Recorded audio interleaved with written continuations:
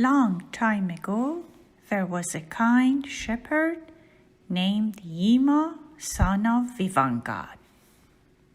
One day, Ahura Mazda came to Yima and said, "O Yima, Ahriman is going to destroy the world.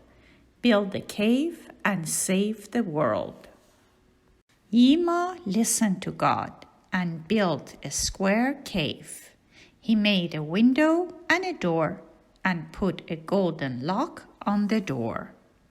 Then he went in search of a couple of good people. After a lot of searching, he came across a kind couple who lived in a village. The kind couple invited Yima to dinner and asked him to stay overnight. Yima told them what God had ordered him to do.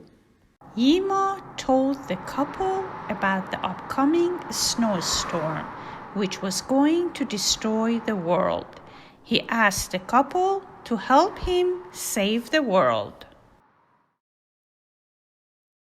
The couple agreed to help Yima, so all of them went around the world and gathered all the animals.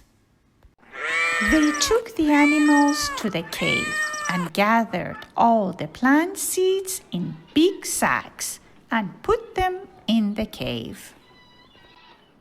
As God predicted, a huge snowstorm started and buried everything under the ice and snow.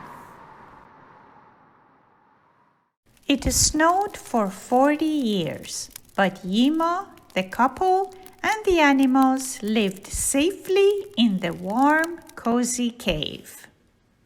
Then one day, the snowstorm suddenly stopped. Yima and the couple and their children could finally get out of the cave.